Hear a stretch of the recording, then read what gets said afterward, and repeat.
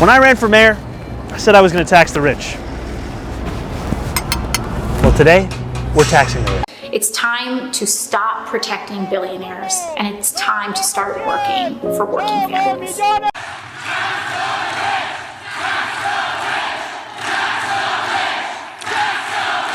Hey, what's going on, people? Welcome back. Man, it has been a minute since I posted on this channel. And honestly, to the people that stuck around, I truly appreciate your patience. Times have been rough for your boy, I ain't gonna lie. My partner on the channel lived a long ways away. He had no equipment of his own, so we couldn't do content remotely, and coordinating meetups to create content was a real challenge. And for someone like me, this was a real problem too, because I had a lot of great ideas for content, but because of the challenges we had connecting, we could never get anything done. After giving it a lot of thought, we decided to take a little bit of a break so we can kind of get some things together, and then that break ended up being calling it quits. There was even a point where I considered doing the same, but the comments kept me anchored with people asking if we were coming back. I was like, really? We weren't? Aren't some huge channel. We only had a few subscribers, but people were still taking the time out of their day to check on us. Wow, that really meant a lot to me. So anyway, after giving it a lot of thought, yeah, I'm thinking I'm back. And I'm kicking things off with a topic that by no means is new. But when you consider the current political climate we're in, I think it's more relevant now than ever. I recently had a conversation with a friend of mine about this topic, and after that conversation, I was like, I gotta make a video. Anyway, as the thumbnail suggests, tax the rich. Let's talk about it. And look, before you bounce, I know what you're thinking. Another guy defending billionaires. Nah, that's not what this is. I'm actually trying to break down what really happens when governments try to do this, because spoiler alert, people who end up paying are almost never the rich. So stick around for this one. Grab a snack, get something cool to sip, and let's dig in. By the end of this video, you're going to actually see who ends up footing the bill when governments try to tax the rich. Are you ready? Good. Now let's get active. Alright, so first, what are we talking about when we say tax the rich? Because it means different things to different people. You've got a wealth tax, which is basically taxing someone's total net worth every single year. You've got income surtaxes, like slapping an extra 60, 70, 80% on high earners. And then there's proposals like hike capital gains tax, which is a tax you pay when you sell stocks, real estate, things like that. And look, I get it. The appeal makes total sense on the surface. Rich people have money, the government needs money, so why not? It sounds so obvious that if people push back on it, people look at you like you're crazy. Politicians know this, which is why they love saying it. It gets people fired up, it gets donations rolling in, and most of all, it gets votes. And here's the thing that almost never gets mentioned in these conversations. The rich already pay a massive share of the tax burden.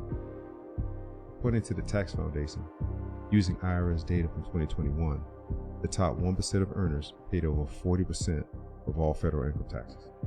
Let me say that again for the people in the back. 1% of the population is covering more than 40% of the tax burden.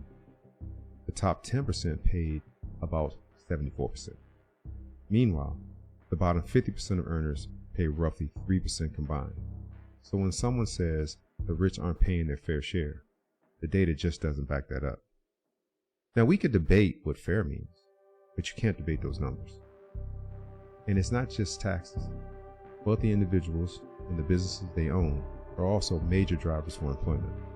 The Federal Reserve and SBA data consistently show that businesses owned by high net worth individuals and investors account for a significant portion of private sector jobs. Venture capital, which almost entirely comes from wealthy investors and institutions, back companies that today employ over 9 million Americans and generate about 21% of the US GDP, according to the National Venture Capital Association.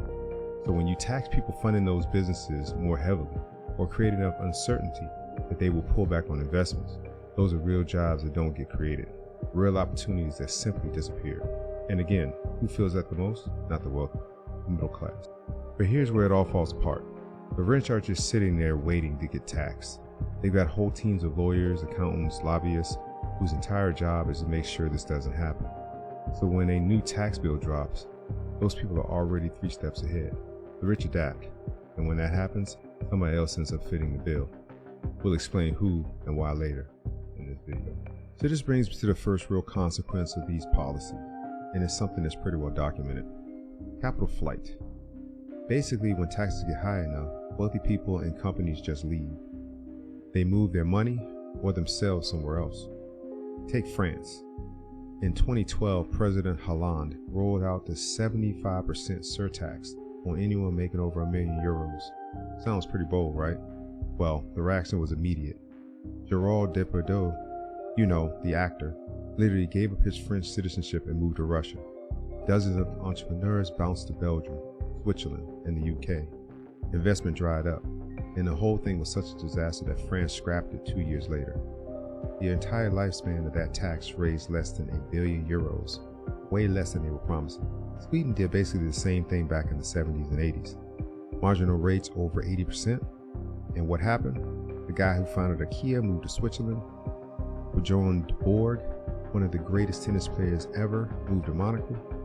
Sweden eventually had to come back down to earth and slash those rates. And this isn't just a Europe thing. Right here in the US, wealthy individuals and big corporations have been doing this for years. Offshore accounts, tax havens, all kinds of legal moves to reduce what they actually owe. When you hear that Amazon or Apple paid almost nothing in taxes some years, that's not a glitch. That's the system working exactly as their lawyers designed it. And when that happens, all that revenue politicians were promising just doesn't show up. Take New York. Top combined state and city income tax rate is over 10%. According to IRS migration data, New York lost nearly $19.5 billion in just gross income in 2021 alone. Over 300,000 residents left between 2020 and 2022, mostly headed to Florida, which has a zero state income tax. California has the highest top marginal rate in the nation at 13.3%. In 2021, the state lost $29 billion in adjusted gross income. Elon Musk moved himself and Tesla headquarters to Texas. Joe Rogan left. Charles Schwab relocated his company to Texas. These aren't lifestyle choices, they're financial decisions, and those people took their tax dollars with them. Illinois lost nearly $11 billion in AGI that same year. Boeing moved its headquarters out of Chicago to Virginia. Caterpillar left for Texas. Citadel, one of the most profitable hedge funds in the world, moved from Chicago to Miami, taking thousands of high-paying jobs and the tax revenue that came with them. Meanwhile, Florida gained $37.5 billion in adjusted gross income in 2021, the largest gain of any state in the country. Texas gained nearly $11 billion. Both have zero state income tax, and the middle class left behind in those high-tax states, they're the ones picking up the tab. Okay, so now let's talk about businesses, because there's this idea floating around that you can tax a corporation and owners just eat the cost. Like they just shrug and write a check. That is not how any of this works. I want you to understand this, people. When a person starts a business, their purpose for starting that business is to fill a need. Think Amazon. Faster, cheaper shipping. Bezos saw a need and created a way to fill it. But after it's all said and done, their main objective of that business is to make a profit. Without a profit, the business fails. It's just that simple. So when a business is hit with higher taxes, they've got options. They can raise prices, so now you're paying more at checkout. They can cut wages or benefits so that workers take home less. They can slow down hiring, which means fewer jobs. Or they can just move somewhere cheaper and the whole community lose. Pick your poison. But somebody's paying for it, and it ain't the shareholders. And there's actual research on this. A 2019 analysis from the Tax Foundation found that workers end up bearing somewhere between 50 and 70% of the corporate income tax through lower wages. So when a politician gets on TV and says, I'm raising corporate taxes to fund this great program, you're basically raising taxes on the people who work for those companies. And it's not even just about big corporations. Think about the small business owner, the plumber who runs his own business, the dentist with a private practice, the restaurant owner. These folks report their business income on their personal taxes. And when you throw a surtax on anyone making over $400,000, you're not just hitting hedge fund guys, you're catching the small business owners who happen to have a real solid year. And this is a bigger deal than most people realize. According to the Small Business Administration, small businesses employ 46% of all private sector workers in the United States, nearly half the working population. So when tax policies hammer small business owners, It's not just some abstract economic concept. It ripples directly into paychecks, hiring decisions, and job availability for tens of millions of Americans. Here's the structural problem. About 70% of small businesses are what's called pass-through entities, sole proprietors, LLCs, S-corps. That means the business income flows directly onto the owner's personal tax return. There's no separation. So a surtax on individuals making over $400,000 isn't just hitting Wall Street. It's hitting the small business owner whose revenue crossed that line, even if, after expenses, equipment, payroll, and overhead, they're not actually taking home anywhere near that amount. Revenue and profit are not the same thing, but the tax code doesn't always make the distinction cleanly. The National Federation of Independent Business has tracked small business owner concerns for decades. Taxes consistently ranked in the top 3, and when rates go up, the NFIB survey shows owners respond in predictable ways: freeze hiring, delay expansion, cut profits, or look to move to a lower tax state. Sound familiar? It's the same capital flight dynamic, just at the small business level. And then there's the compliance costs that nobody talks about. The Tax Foundation estimates that small businesses spend an average of over $3,000 per employee per year just to comply with federal tax regulations. For a 10-person shop, that's $30,000 a year. Not in taxes, just in the cost of dealing with the tax system. Large corporations have entire departments for this. Small business owners are often doing it themselves or paying an accountant out of pocket. It's a hidden tax on small businesses that disproportionately burdens the people it's equipped to absorb. All right, let's get into some actual history here, because I think it's worth talking about. What is the famous quote? Those who cannot remember the past are condemned to repeat it. I think it was changed to something like doomed to repeat it later or something like that, but you get the point. Anyway, first let me say, this concept of tax the rich, it's not new. It's been a campaign slogan for decades. Take the alternative minimum tax, the AMT. It was created in 1969 to go after 155 specific wealthy individuals who weren't paying taxes. Yes, you heard that right. Just 155 people. This was signed into law by Richard Nixon, a Republican, after his Treasury Secretary Joseph Barr testified before Congress that those 155 millionaires had paid zero federal income tax in 1966. Zero. It caused public outrage, and Congress moved fast. So note the irony. This wasn't some far-left proposal. This was a Republican administration creating a targeted tax on the ultra-wealthy in response to public pressure. Fast forward to the 2000s, and that same tax is now hitting millions of middle-class families. Why? Because nobody bothered to adjust the income thresholds for inflation. What counted as rich in 1969 was just a normal middle-class income in 2000. Congress kept moving to patch it, and it wasn't until 2017 that they really scaled it back. But the damage was already done.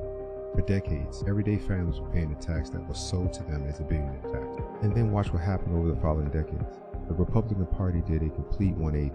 By the Reagan era, the party had fully embraced supply-side economics, cut taxes across the board, especially at the top, and growth will follow. The Tax Reform Act in 1986 under Reagan actually simplified the tax code, lowered the top rate from 50% down to 28%. Then the Bush tax cuts of 2001 and 2003 dropped rates further. And the 2017 Tax Cuts and Jobs Act under Trump slashed the corporate rate from 35% to 21% and cut individual rates across the board. The party that created the AMT to target 155 wealthy tax avoiders became the party most associated with cutting taxes on the wealthy. And here's the point. Both sides have used tax policies as a political tool. Republicans abandoned the idea because their donor base pushed them to. Democrats kept it because their voter base responds to it. Neither side is making an argument purely on economic merit. That's the real story. So let's talk about why Republicans made that shift. Because it wasn't random. And while donor money was a major contributor to what initiated the shift, it actually became a lot deeper than that over time. There was a genuine ideological transformation happening. The turning point was really the stagflation of the 1970s. You had high inflation, high employment, and slow growth, all at the same time. Something Keynesian economics, which had dominated policy thinking for decades, couldn't explain or fix. It created an opening for a completely different school of thought. Enter supply-side economics. The core argument was simple. If you tax productive activity less, investment, business formation, job creation, you get more of it. Growth expands the tax base, and in theory, revenues actually go up even as rates go down. This became known as the Laffer curve, named after economist Arthur Laffer, who famously sketched the concept on a napkin during a dinner with Dick Cheney and Donald Rumsfeld in 1974. Reagan ran on this in 1980 and won in a landslide. His argument resonated because alternative high taxes and heavy regulation had visibly failed through the 70s. So the Republican Party didn't abandon taxing the rich out of their corruption alone. They built an intellectual framework that said doing so was actually counterproductive, that it slowed the growth, reduced investment, and ultimately hurt workers. And a lot of the data we've discussed in this video supports pieces of that argument. Meanwhile, the Democratic Party was moving in the opposite direction. Through the 70s and 80s, as manufacturing declined, the union membership fell. Democrats increasingly aligned with urban professionals, academics, and social justice movements. Their coalition started defining fairness in terms of redistribution, taking from those at the top and funding programs for those at the bottom. By the time Bill Clinton ran in 1992, he was already trying to split the difference, describing himself as a new Democrat who believed in both economic growth and using government to reduce inequality. But the base kept pulling left. And by the Obama era, and especially after the 2008 financial crisis, taxing the rich became the dominant frame for the progressive wing of the Democratic Party. Bernie Sanders made it the centerpiece of his two presidential campaigns. Alexandria Ocasio-Cortez proposed a 70% marginal rate. Elizabeth Warren pushed a wealth tax. The rhetoric hardened, the proposals got more ambitious, and the evidence we've already covered kept showing the same results. So if you got two parties, both using tax policy as a political identity marker, and the middle class stuck in the middle of an ideological argument that neither side is willing to settle on the merits. So let's get back to more historical examples. In the UK, Gordon Brown hits the North Sea oil companies with the windfall tax in 1997. Big companies paying their fair share. Sounds great. Except energy companies immediately pulled back on investments. Jobs got cut, production dropped, and eventually British people ended up paying more for energy. So who really won that one? And the UK was not alone in trying this. Italy tried something similar with what they called the Robin Hood tax, a windfall profits tax on energy companies introduced in 2008. The goal was to claw back excess profits and redirect money to lower income households. But the energy companies just passed the cost downstream. Higher utility bills, higher fuel prices. So the people the tax was supposed to help ended up paying for it anyway. Italy's own constitutional court struck it down in 2015. The revenue never came close to the projections. Sweden is worth looking at too. Sweden did run very high marginal rates through the 70s and 80s, and was held up as proof you could have both a generous welfare state and a strong economy. But what often gets left out is that Sweden dramatically cut its top marginal rates in the 90s, from over 80% down to 57%, specifically because capital was fleeing and growth had stalled. The Sweden that works today is not the Sweden of 1975, it's reform. So the international pattern is consistent. These policies feel intuitively fair, they generate real political energy, and then the economic reality creates unintended consequences. And that same pattern shows right here at home, and you don't even have to go back that far. Look at New York and California right now, some of the highest tax rates in the country, and people are leaving in droves, heading to Florida and Texas, where there's no state income tax. New York lost over $9 billion in adjusted gross income in a single year just from people bouncing. That money doesn't get redistributed, it just disappears from the tax base altogether. But let's go deeper in New York and California, because both of these are case studies in what happens when you keep turning up the dial. In 2021, New York passed a millionaire's tax hike, pushed the top rate to 10.9%, the highest it had been in decades. The goal was to fund pandemic recovery programs, but here's the structural problem that the state's own data reveals. Top 1% of filers in New York City account for roughly 50% of all city income tax revenue, 50% from 1%. That means the city's entire budget is essentially hostage to the decisions of a few thousand people. And when even a fraction of them leaves, which they did, the impact is immediate and severe. We also saw it in the schools.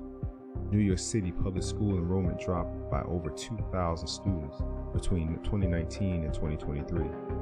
That's not just a pandemic blip, that's families leaving. And when families leave, per pupil funding formulas mean the schools that remain get hit with budget pressure too. The middle class kids left behind are going to schools with fewer resources. California tells a similar story. In 2022, voters considered Proposition 30, which would have added a 1.5% surtax on incomes over $2 million. And here's what's remarkable. Governor Gavin Newsom, a Democrat, campaigned against his own state's ballot measure.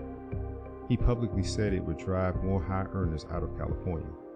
When the governor of California is telling you that tax the rich proposal goes too far, that tells you something. The measure failed, but the demand from the existing rates was already showing up in the budget. California's own Legislative Analysis Office projected a $1.5 billion revenue shortfall for 2022 to 2023, driven in part by high earners leaving or reducing their taxable income. And because California depends on the top 1% for about 50% of its income tax revenue, even a modest outflow creates a massive budget hole. That hole gets filled by cutting services or finding new revenue elsewhere, which means fees, local taxes, and reduced services that fall hardest on the middle class. So here's the real question. If the rich find ways around these taxes, and the government still needs money to fund all these programs, where does that money actually come from? You probably already know where I'm going with this. You guessed it, middle class.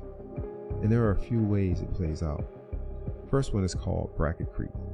So inflation goes up, your paycheck goes up a little just to keep pace. But if tax brackets aren't adjusted, you get pushed to a higher tax bracket even though you're not actually making more in real terms.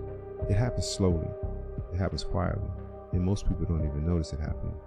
That's what makes it so sneaky, and the data backs this up. The Tax Policy Center found that households earning between $50,000 and $200,000 saw their effective tax rates increase across multiple administrations, even ones that campaign on taxing the wealthy more. Then there's what I call threshold creep. A tax starts out targeting people worth tens of millions, but over time, politicians need more revenue, and the wealthy have already found their workarounds. So the definition of rich quietly slides down. A million becomes 500K, becomes 400K, becomes 250K. And suddenly you've got 2 teachers or 2 nurses in a high cost living city paying taxes that were originally designed for the ultra wealthy. That's wild to me. And here's a real number. IRS data shows that taxpayers earning between $75,000 and $200,000 collectively paid more in total federal income tax than those earning over $1 million. The middle class as a group is writing bigger checks than millionaires. I don't think that's what the people pictured when they hear tax the rich. And here's one that almost nobody talks about, in my opinion, and it's a big deal: municipal bonds. So let's talk about it a little, because I really think it's important for people to at least have a basic understanding of how it works. Cities issue municipal bonds to borrow money from investors. Think of it like a city taking out a loan. They use that money to fund big infrastructure: roads, bridges, schools, hospitals, water systems, things that the city can't pay for up front. Those investors are overwhelmingly wealthy, and that's not by accident. Municipal bond returns are federally tax exempt, meaning the higher your tax bracket, the more valuable that exemption is. So the rich park their money in what they like to call munis, collect guaranteed interest, completely tax-free. That's a legal shelter baked right into the system. But here's where it really gets damaging for the middle class. Cities still have to pay those bondholders back with interest, no matter what. Those are legal obligations. They don't just disappear. Now, how does the city actually pay those bonds back? Primarily through tax revenue: property taxes, sales taxes, income tax collection from residents and businesses. That's the engine. So when politicians raise taxes on the rich, and the rich respond by moving their businesses and themselves somewhere else, which we already talked about, the city's tax base shrinks, revenue drops, but the bond payments, they stay exactly the same.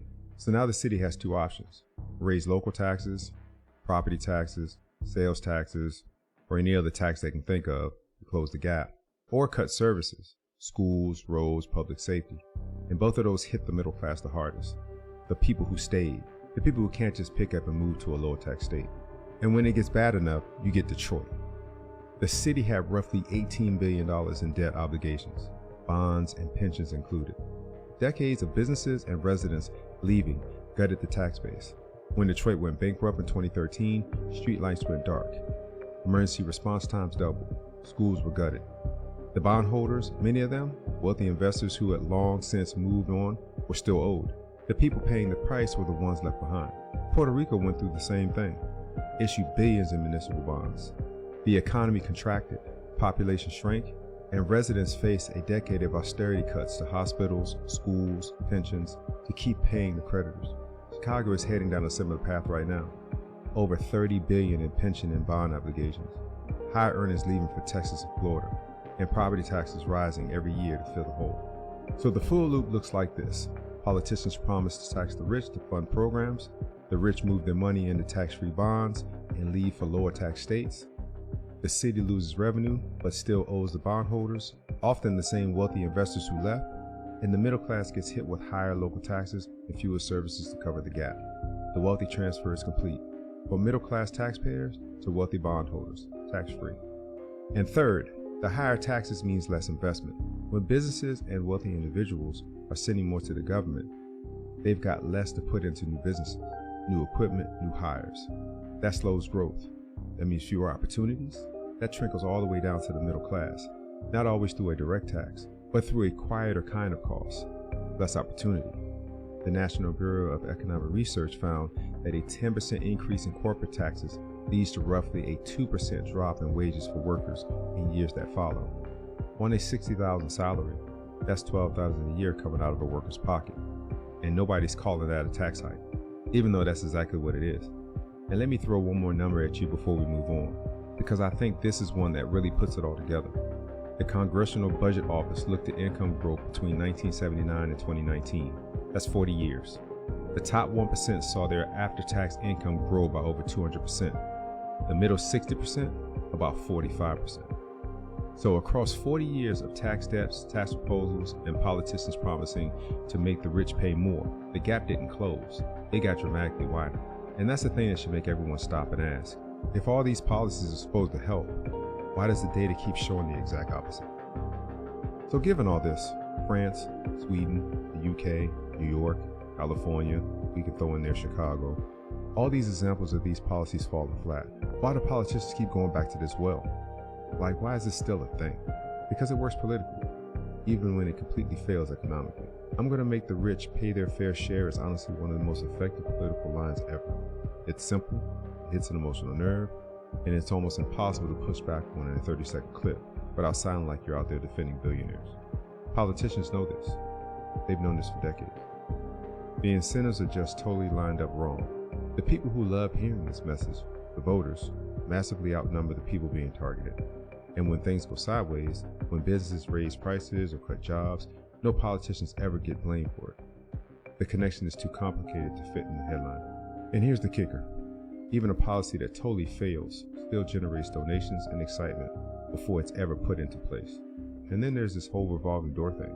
The same politicians writing these tax laws have their own accountants helping them find carve-outs and exemptions. The U.S. tax code is almost 75,000 pages long. Every single loophole in there is put in there by somebody who lobbied for it.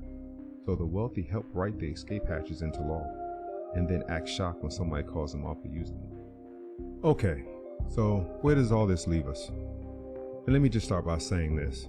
I'm not saying rich people shouldn't pay taxes. However, I'm also not saying we should demonize the rich either. That's not my point. The point is that these specific policies, the ones built more around political messaging than actual economic logic, they keep failing. And every time they fail, somehow the middle class ends up holding the bag. If we actually want a fair system, we got to be honest about how this stuff works in the real world. We need policy built by economists and tax experts, not campaign strategists. We need to close actual loopholes instead of just bumping up headline rates that the wealthy are just going to dodge anyway. And we got to stop letting politicians sell us a good sounding slogan and call it a solution. The middle class keeps this economy running. You're working hard, you're paying your taxes, and you deserve a system that's actually designed with you in mind, not one that sounds good in a campaign speech while quietly shifting the burden onto your shoulders. I hope this gave you some new angles to think about, and maybe some stuff to bring up the next time someone tells you we just need to tax the rich a little more.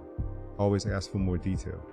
Get them to provide you with a structured plan of how they propose to make it work. And most importantly, see who's actually paying in the end. Follow the money.